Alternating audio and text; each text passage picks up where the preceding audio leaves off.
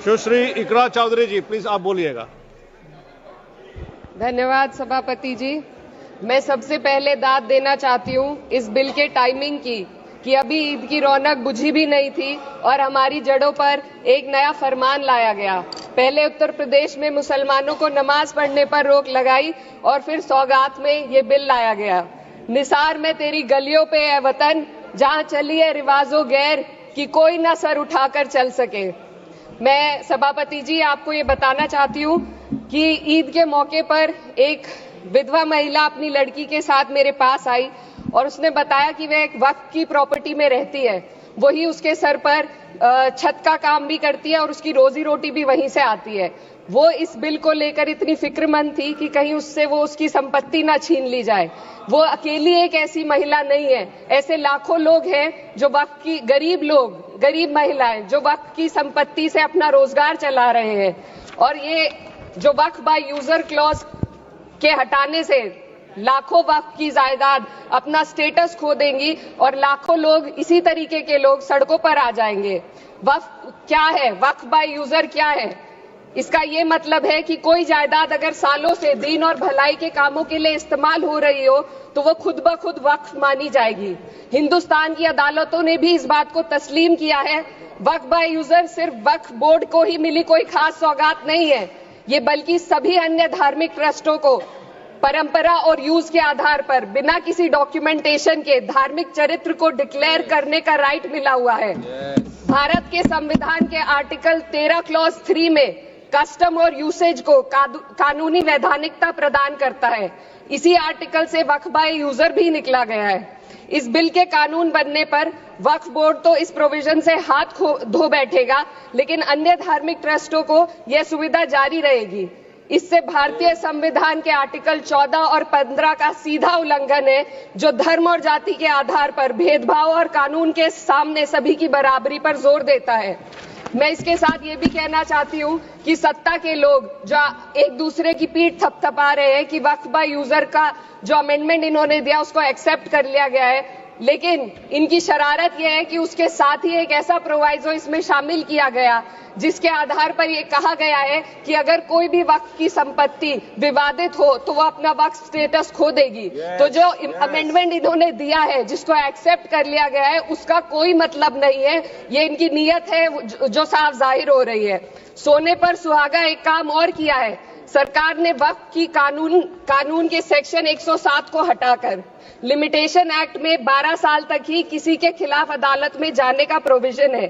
Section 107 में board को limitation act से राहत मिली हुई थी। वक्फ बोर्ड कभी भी अवैध कब्जाधारियों के खिलाफ अदालत जा सकता था। अगर ये सेक्शन ना हो तो अवैध कब्जा करने वाले लोग कानूनी प्रक्रिया का फायदा उठाकर वक्फ की प्रॉपर्टी को हड़प सकते हैं। अन्य धार्मिक ट्रस्टों पर भी ये लिमिटेशन एक्ट लागू नहीं होती, तो फिर वक्फ बोर्ड के साथ ये सौतेला रवैया क्यों किया जा रहा है? धर्म को देखकर दोहरी नीति क्यों अपनाई जा रही है? सेक्शन 107 और वक्फ बाय यूजर को अगर एक साथ पढ़ा जाए तो इससे लाखों वक्फ की प्रॉपर्टी पर कब्जा किया जाएगा। इसलिए ये बिल मुसलमान की भलाई का नहीं बल्कि उनके वजूद और विरासत को मिटाने का बिल है। हिंदुस्तान में बहुत सारे धार्मिक ट्रस्ट हैं जिसमें उस खास मजहब के लोग शामिल होते हैं और उसका इंतजाम करते हैं, और ये बात समझ में आने वाली भी है क्योंकि जो व्यक्ति अपने मजहब के रीति रिवाज को जितना अच्छे से समझ सकता है, किसी अन्य मजहब का व्यक्ति नहीं समझ सकता। आर्टिकल 26 क्लॉज 2 के तहत धार्मिक संप्रदायों को अपने मजहबी इदारों के एडमिनिस्ट्रेशन का हक देता है, लेकिन वक्फ बोर्ड के बारे में इसको उल्टा किया जा रहा है। Sir 2 minute sir please 2 minutes. सरकार इसे एक सेक्युलर बॉडी मान रही है और इसमें गैर मुस्लिमों को शामिल करने की बात कह रही है। आपके मुंह से सेक्युलरिज्म की बात सुनकर अच्छा लगा, लेकिन अगले ही पल ये भ्रम टूट जाता है क्योंकि आपको सिर्फ दान देने के लिए प्रैक्टिसिंग मुस्लिम का आपने क्लॉज डाला है, लेकिन बोर्ड में बैठने के लिए मुस्लिम होने की कोई आपकी क्लॉज नहीं है। तो इससे आपकी जो दोहरी नीति है वो साफ जाहिर होती है।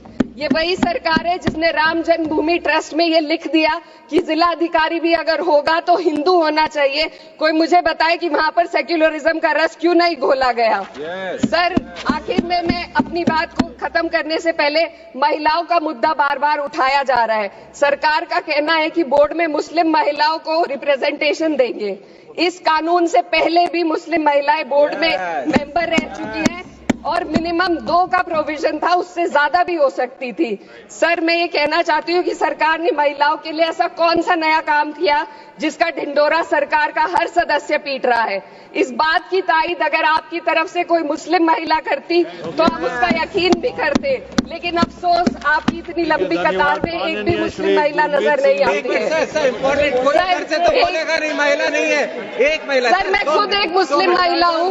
मैं सिर्फ एक सर, मैं माइनॉरिटी महिला हूँ। इस सदन में हम सिर्फ 2 महिलाएं हैं और उस नाते से मैं ये बात कहना चाहती हूँ कि इस बिल के माध्यम से मुस्लिम महिलाओं को कुछ नहीं मिल रहा है। ये हमें कुछ नहीं देना चाहते, सिर्फ टोकनिज्म हमारे नाम पर बनाकर एक नैरेटिव मीडिया में चलाना चाहते हैं। तो ये बिल मुसलमान की भलाई का नहीं, उनकी पहचान को मिटाने का है। सर, अंत में मैं बस यही कहना चाहती हूँ कि कागजों की कैद में बस नाम रह जाएंगे, वो जो हमारे थे सिर्फ दावे में रह जाएंगे। इस बिल के द्वारा मीठी ईद के जायके को कड़वा करना, यही असली सौगाते मोदी था। बहुत बहुत